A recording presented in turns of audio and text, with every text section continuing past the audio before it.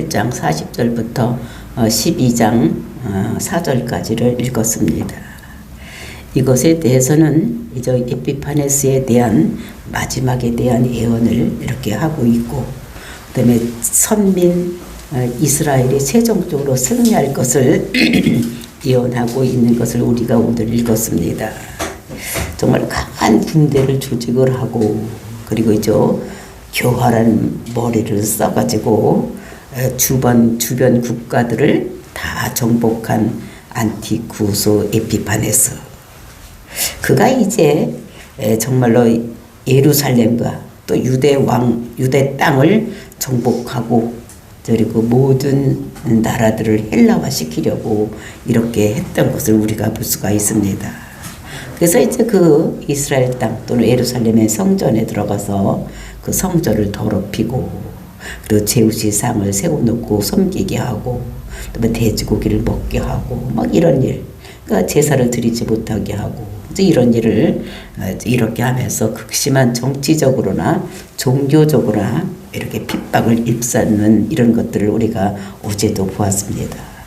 그리고 저 이어지는 오늘 본문의 말씀에서는 갑자기 종말을 맞게 된다는 것을 예언하고 있고, 그리고 이제 그것이 적그리스도와 같은 이런 것이라고 이렇게 이어가는, 그러니까 안티오코스 에피파네스와 적그리스도를 동일시 여기는 이런 것들을 우리가 본문에서 읽었습니다.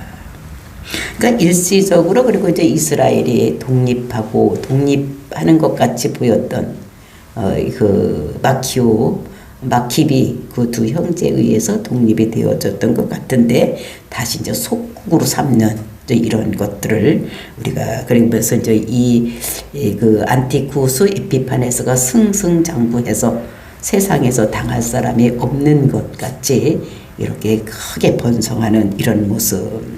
근데 갑자기 동북 쪽에서 이제 소식이 전해와서, 그 반란을 일으켰다는 그 소식이 들어와서 그 해군하다가 예루살렘 근처에서 하나님께 징계를 받음으로 인해서 마지막을 갑자기 죽는 이런 것들을 예언하는, 그래서 이것을 갑자기 시대를 뛰어넘는 세상 종말, 저 끝에 있는 대환란과 연계를 시키는 것이 오늘 본문의 말씀인 것을 우리가 볼 수가 있습니다.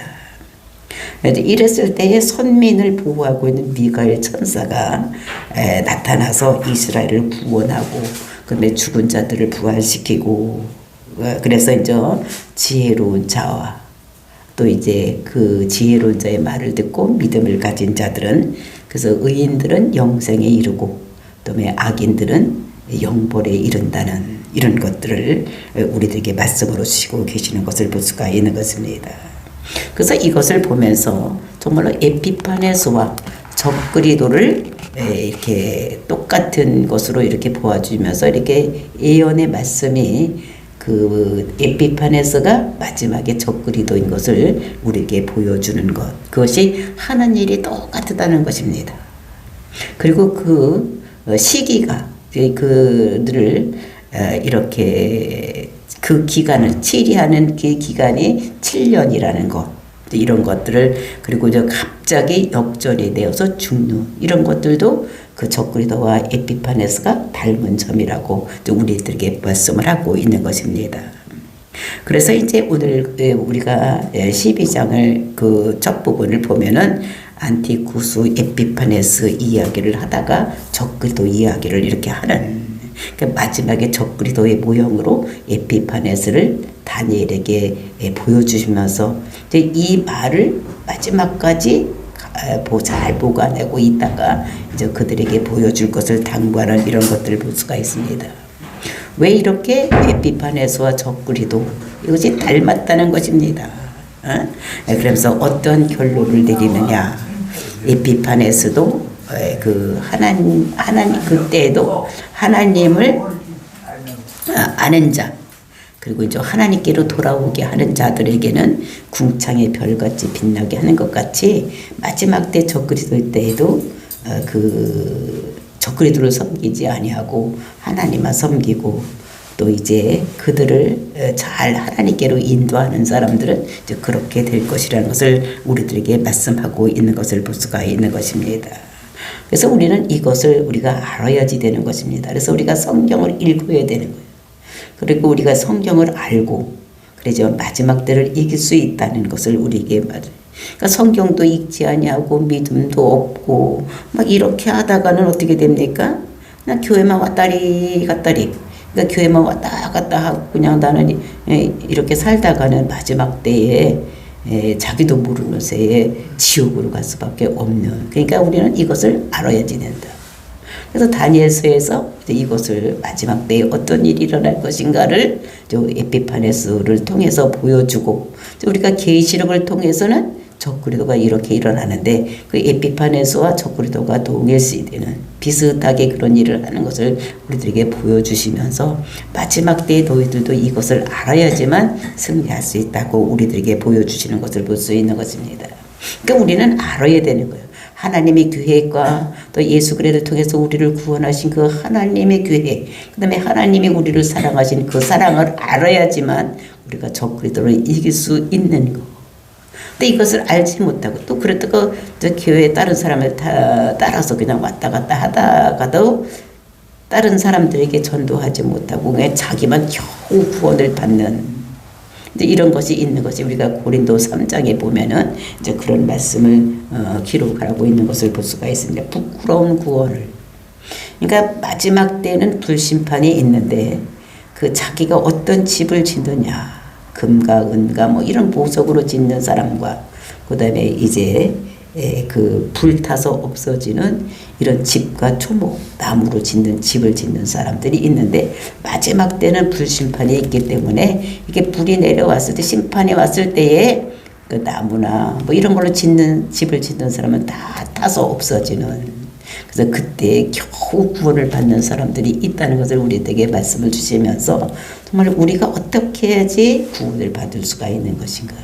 이 세상은 아무리 많이 살아야 뭐 100살, 뭐 많이 살아야 120살, 뭐 이렇게 사는데 영원한 나라를 살기 위해서는 우리가 예수를 그리스도로 믿고 적그리스도에게 절하지 않아야지만 마지막에 우리가 승자가 될 수 있다는 것을 우리들에게 다니엘을 통해서 또 계시록을 통해서 말씀을 주시고 있는 것입니다. 그래서 이것을 우리가 잘 깨닫고 정말 저와 여러분은 지혜로운 자가 되어서 정말 하나님이 아는 지식에 이르러서 정말 부끄러운 구원을 받는 것이 아니라 하나님 앞에 나가서 정말로 우리가 별과 같이 궁창의 별과 같이 빛나는 저와 여러분이 되시기를 예수님의 이름으로 축원을 드립니다. 40절 말씀 보시겠습니다. 마지막 때에 남방왕이 그와 힘을 겨룰 것이나 북방왕이 병과 마병과 많은 배로 해오리 바람처럼 그에게 마주와서 그 여러 나라에 침공하며 물이 넘친같이 지나갈 것이요. 그러니까 이 지금 안티오쿠스 에피파네스가 지금 잘 나가고 있는 것입니다. 그러니까 세 번의 침략을 해 내려왔습니다. 남방왕과 싸웠습니다. 첫 번에 그 프톨레미 6세와 싸움을 할 때에 크게 이겨서 돌아갔습니다. 많은 것을 가지고 돌아갔고, 그 두 번째 내려왔을 때에는 이제 그렇게 많이 그렇게 1차 때까지는 않았지만 그래도 승리를 하고 돌아가는데 3차 때에 이제 2차 때에 내려와서 이렇게 하면서 어떻게 됐습니까? 서약을 했죠. 밥상에 앉아서 이제 우리 서로 치지 말자. 그래서 칠 명분이 없었는데 프톨레미가 먼저 쳐들어오는 거예요. 그러니까 이제 명분을 앞세워서 쳐내려오는 이런 것들을 여기서 볼 수가 있는 것입니다. 근데 그것이 마지막 때라는 것을 여기서 말씀하고 있는데 그 마지막 때가 언제인가 이걸 우리가 알아야지만 이 본문이 풀리게 되어 있는 것입니다. 그러니까 마지막 때라는 거예요. 이것은 에피파네스가 죽을 때 이걸 얘기를 하는 것입니다. 에피파네스가 죽을 때. 그러니까 7년 동안 활동을 하게 되어 있는데 이제 그 마지막 이런 때라는 것을 여기서 말씀하고 있는 것입니다. 그래서 그 마지막 때에 대해서 얘기하는 것이 11장 29절에서도 말씀하고 있었습니다. 11장 29절에도 어떻게 되냐면 작정된 기한이 다시 나와서 그러니까 그 어떤 때가 정해진 때가 하나님께서 작정하신 때가 있었다는 것을 얘기를 하고 35절 끝에도 뭐라 그랬습니까? 아직 정한 기한이 남았음이니라. 그러니까 하나님이 어떠한 때를 정하고 있었다는 거예요. 그러니까 마지막 그 7년 동안의 마지막 때, 그 적그리스도가 일어날 때도 7년 동안을 하나님께서 그에게 고난을 주고 하게 하는 것 같이 이 안티쿠스 에피파네스에게도 어떠한 기한을 두고 있었다는 것을 우리들에게 말씀하고 있는 것입니다. 그러니까 안티쿠스 에피파네스가 그냥 자기 혼자 자기 생각으로 모든 것을 이루고 하는 것 같지만 이거는 하나님의 계획 속에, 하나님의 시간표 속에 다 이렇게 작정이 되어 있던 이런 시간이라는 것을 우리가 얘기를 하는데, 그 마지막 때가 이 안티쿠스 에피파네스가 죽을 때, 이런 얘기를 하는 것을 볼 수가 있는 것입니다. 그래서 이 사람이 자기가 신의 현현이라고 얘기를 하는 거예요. 신이 나타났다고 얘기를 하는 거예요. 그러니까 왜냐면 전쟁에서 나가서 싸우기만 하면 이기는 거예요. 그러니까 그는 어떤 신도 믿지 아니하고 어떤 신을 믿었느냐? 로마에서 강한 전쟁의 신. 그러니까 나는 전쟁에서 이길 수 있는 이 신만 믿고 나가서 싸워서 전쟁에 이기는.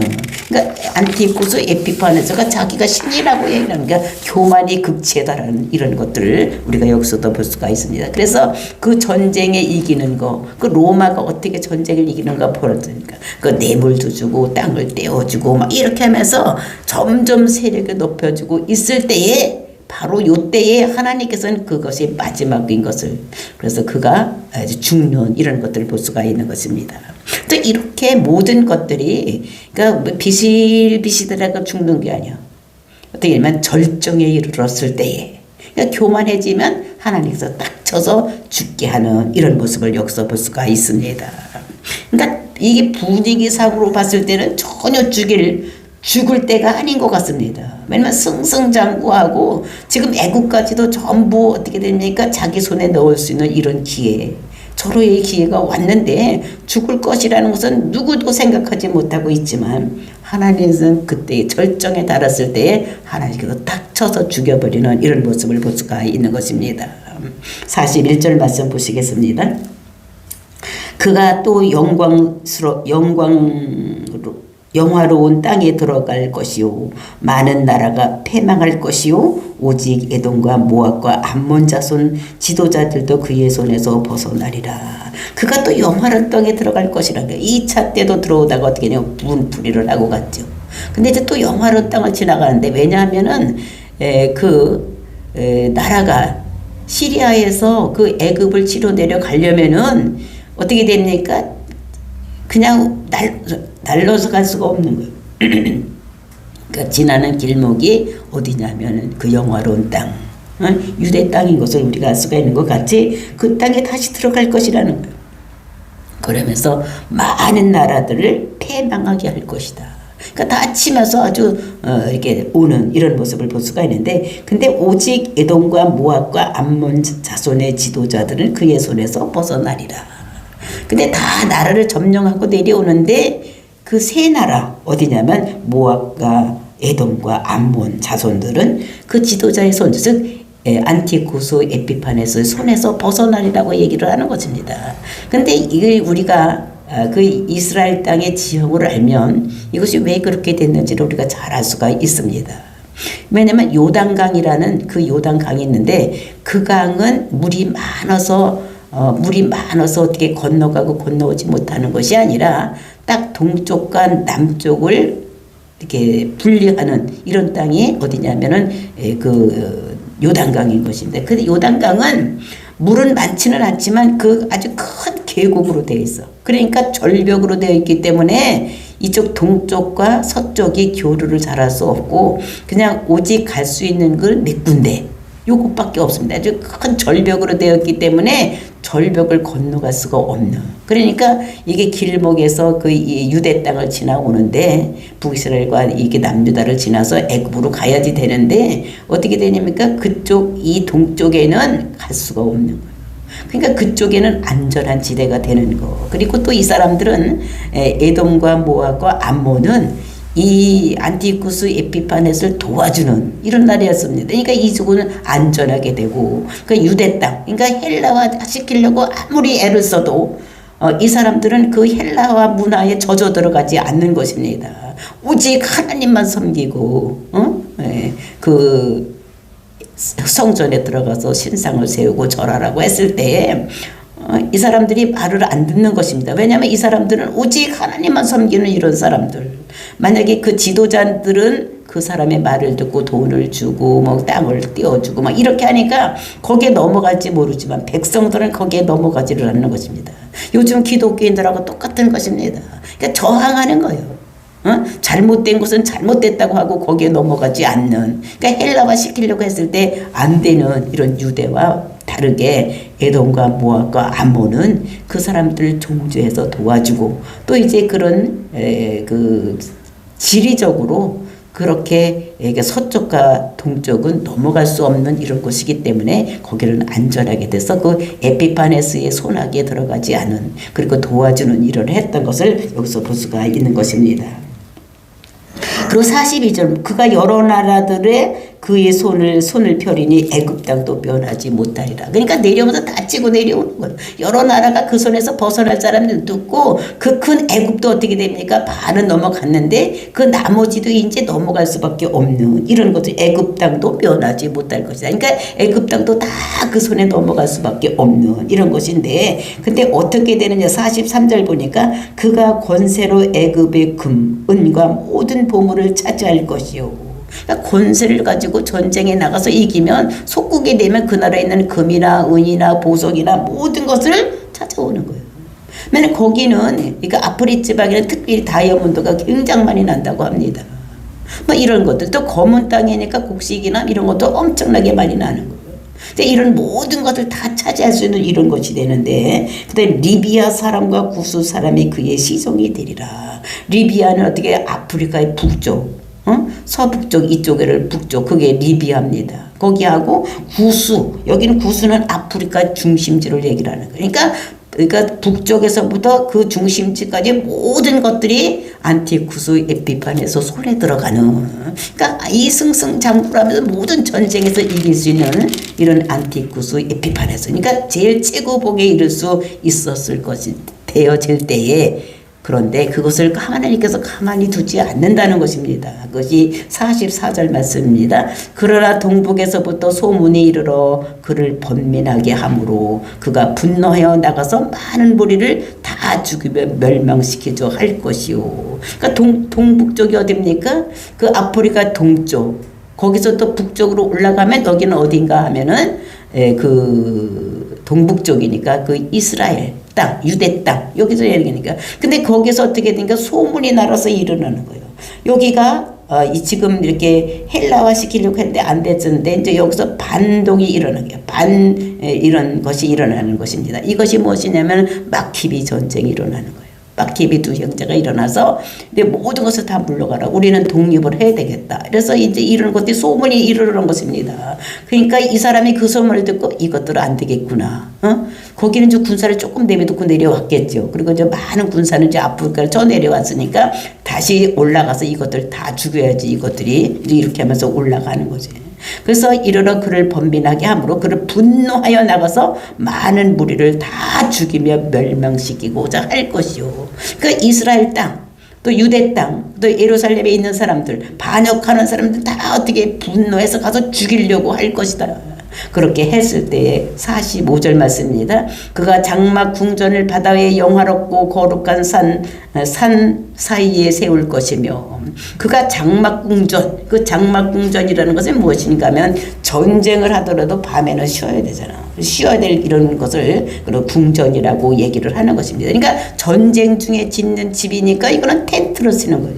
그 텐트라고 하더라도, 궁전이라고 하더라도 뭐 그 전쟁 중에 그냥 잠깐 이렇게 하는 거니까 막 금실, 은실 막 이렇게 해서 치는 것이 아니라 어떻게 그냥 대충 해서 이렇게 치는 이런 궁전을 얘기를 하는 것입니다. 그 궁전을 어디에다 두었느냐? 바다와 영화로운 거룩한 산 사이에 세울 것이며, 그러니까 바다하고 바다 사이에다가 어떻게 되냐면 궁전을 세우고 이렇게 하다가 이제 북쪽에서 그런 반란이 일어난다는 소문을 듣고 이제 그쪽에서 다 이것들 다 죽여버려야 되겠다 하고 올라오는 이런 모습을 볼 수가 있는 것입니다.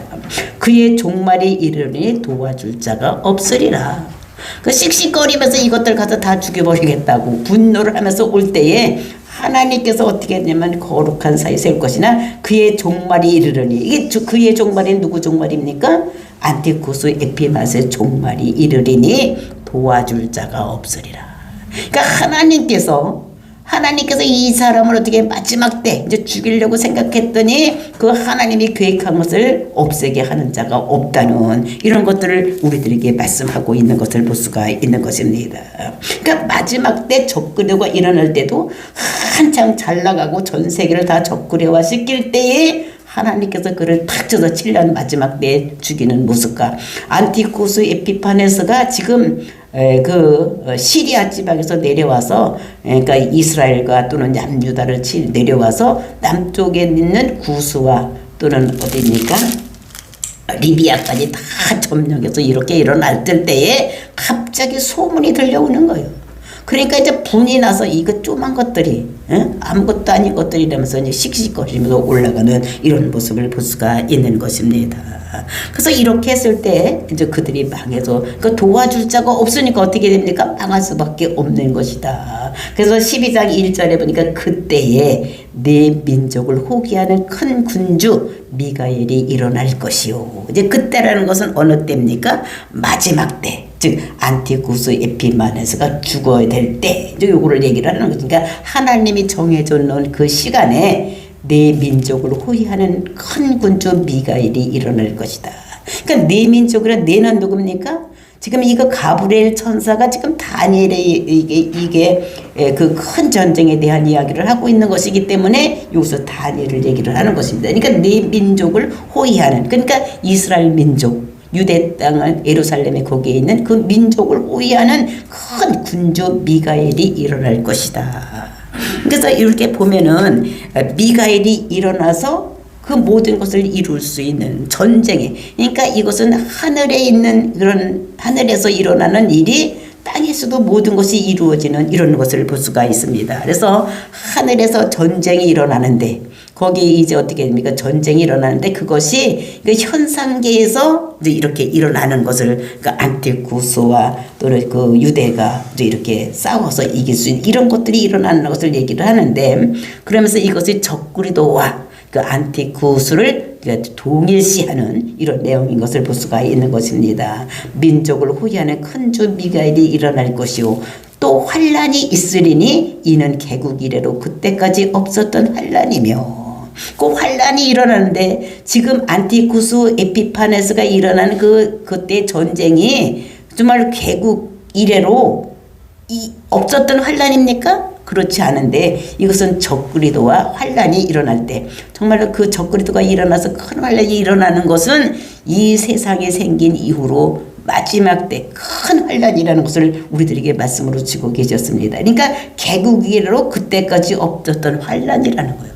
마지막 때 모든 이런 것이 일어날 수 있다는 것을 정말로 이렇게 얘기를 하면서, 그럼 왜 적그리도와 이 안티쿠스 에피파네스를 이렇게 동일시하며 이렇게 했느냐. 그러니까 전무후무하게 이렇게 모든 일이 일어나는 것을 볼 수가 있는데, 그래서 적그리도는 어떻게 합니까? 예수님께서 오시기 직전에 이런 7년 동안에 일어나는 일, 이것을 말씀하시고 적그리도가 와서 세상에서 뭐를 세웁니까?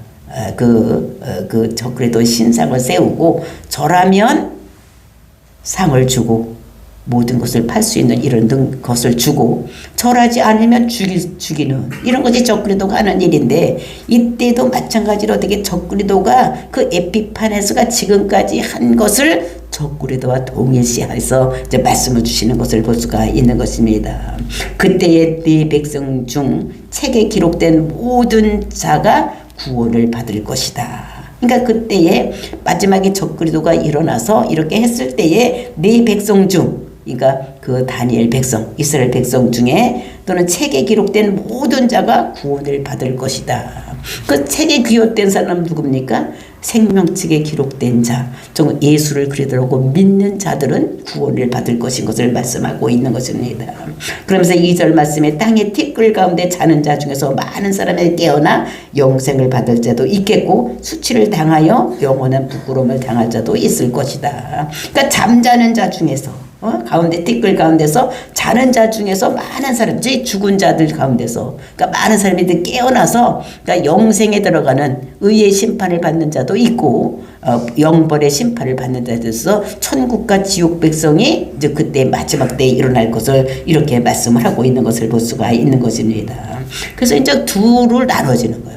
이 세상 사람들은 반드시 둘로 그러니까 지옥 백성과 천국 백성으로 나눠질 것인데 이때의 3절 지혜 있는 자는 궁창의 빛과 같이 빛날 것이요 많은 사람을 옳은 대로 돌아오게 한 자는 별과 같이 영원토록 빛나리라. 그러니까 지혜 있는 자는 누구입니까? 예수를 그리스도라고 믿는 자, 하나님을 아는 자. 이런 사람들은 궁창의 빛과 같이 빛날 것이고 그리고 많은 사람들을 도게 하는 그러니까 세상 사람들을 전도해서 하나님 백성으로 만든 사람들에게는 궁창의 별과 같이 빛나는 이런 놀라운 역사가 일어날 것이라는 것을 말씀을 하고 있는 것입니다. 그래서 마지막 때에 우리가 그 영생에 들어가려면 하나님을 아는 지식이 있어야지만 적그리들에게 절하지 아니하고 마지막까지 견디고 하다가 우리가 하나님 나라에 갈 수 있는 영생에 들어갈 수 있는 이런 것이 되는데 우리만 들어가는 것이 아니라 많은 사람에게 전도한 사람들에게는 하늘의 별과 같이 또 빛과 같이 궁창의 별과 같이 빛나는 이런 것이 된다는 것을 우리들에게 말씀으로 주시고 그러면 다니엘에게 부탁하는 것이 4절 말씀입니다. 다니엘아 마지막 때까지 이 말을 간수하고 이 글을 봉함하라. 많은 사람이 빨리 왕래하며 지식이 더하리라. 다니엘아 지금 이것은 앞으로 몇천 년 후에 일어날 일이기 때문에 이것을 봉함하라 라고 말씀을 하시는 것을 볼 수가 있습니다. 그래서 사람들이 빨리 왕래하면서 지식이 많이 일어날 것인 것을 예언하고 있는 말씀을 볼 수가 있습니다. 그러니까 다니엘에게 주신 이 마지막 말은 하나님께서 봉함하라고 했어. 근데 계시록에 있어서는 이것을 어떻게 됩니까? 많은 사람에게 알리라고 이렇게 말씀하신 것을 보면서 우리가 다니엘의 마지막 때 에피파네스가 많은 사람들을 죽음으로 이끌어가는 이런 것들을 보면서 또 적그리도가 계시록에서는 적그리도가 일어나는 것을 그러니까 동일시해서 해서 우리가 어떻게 하면 살아갈 수 있는 것인가를 우리들에게 말씀으로 주시고 있는 것을 볼 수가 있습니다. 저와 여러분이 정말 이것을 잘 알아야지만 마지막 때에 이길 수 있는 승자가 될 수 있다는 것을 우리들에게 말씀으로 주시고 계시는 것입니다. 그래서 우리가 그것을 알고 정말로 적그리도에 대해서 절하지 아니하고 또 신상을 세울 때 거기에 절하지 않아서 마지막 때에 하늘나라 백성으로 살아가는 저와 여러분이 되시기를 예수님의 이름으로 축원을 드립니다. 다 같이 기도하겠습니다.